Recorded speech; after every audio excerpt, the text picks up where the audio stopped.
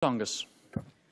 Thank you, Mr. Chairman, and welcome to you both this evening. It's good to see you before us. It seems to me, as we've been talking here today, and you've both given voice to the variety of threats we face, whether it's from those who wish us ill, but also from the changing dynamics of how we have to respond to, for example, cyber and making sure we're making all the appropriate investments. It's sort of a dual-track challenge.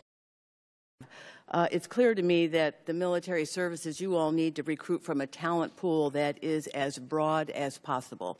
General Dunford, you representative, you said how important it is to secure our competitive advantage, and Secretary Mattis, you talk about having the most capable warfighting force in the world, and that does come down to people.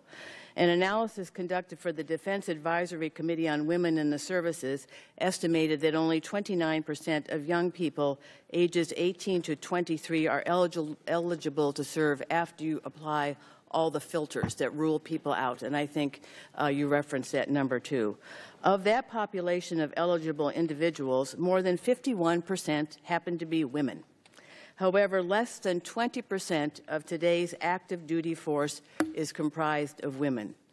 In an era where the eligible military recruiting population remains on the decline, it seems to me it is ever more important that we recruit from the entire population and not disregard or discourage half of our nation's talent pool.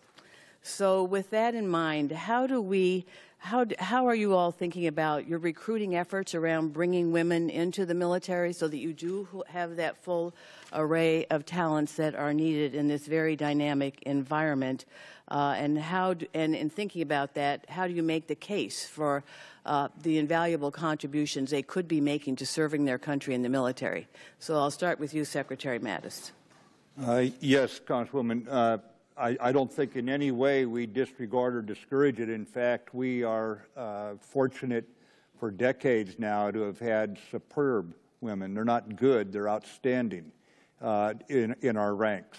I think the quality standards are being met across the board, men and women, enlisted and officer ranks. So right now I would just they are, without the pressure of conscription or the draft, we are getting volunteers of eye-watering quality, men and women. Well, I would agree that that is the case of those who come in, but the reality is of that larger pool, only 20% are seeking to serve. So, yes, I think there has to be some thinking on better recruitment efforts in order to bring more of that pool in. But I also wanted to follow up that I was glad to hear in January that in your confirmation hearings you were committed to having men and women serve alongside each other as long as all parties met the standards necessary for the job.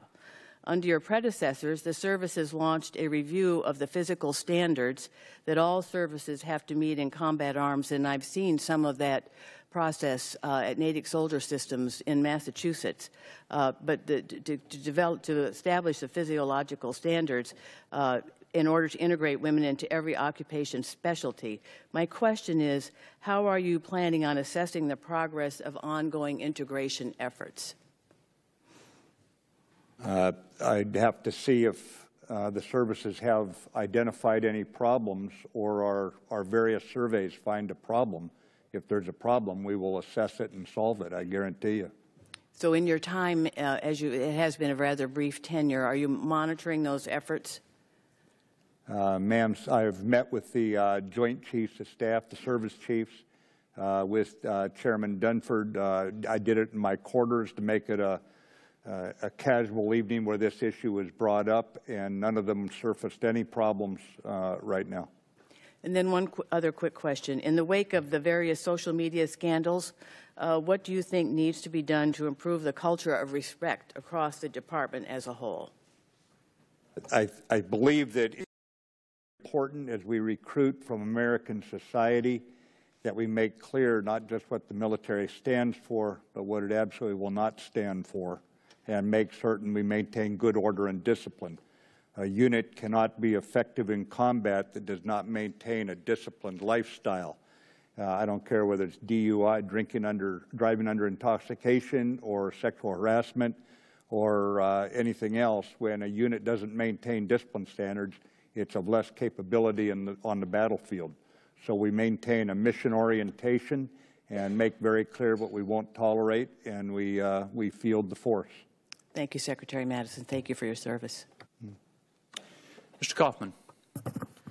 Thank you, Mr. Chairman. Secretary Mattis, General Dunford, thank you so much for your service to this country.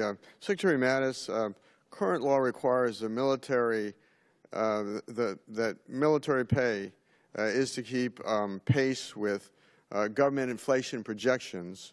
This year, that would be a 2.4% pay raise. Unfortunately, the administration submitted a budget request that would cut our service members' pay raise. Secretary Mattis, were these decisions based on budget constraints or your belief that pay for the military should not keep pace with government inflation projections? Thank you, Congressman. We have a responsibility to take care of our families, take care of our troops, and make certain they're paid what we need to draw very good people and that they don't go off to combat worried about whether or not their family's being taken care of, whether it be health care or retirement program pay. All those go in to making certain we keep faith with them. I also have a responsibility to ensure that they can win on the battlefield, that we are providing them the best equipment, that we're doing the research and development that will keep them at the top of their game.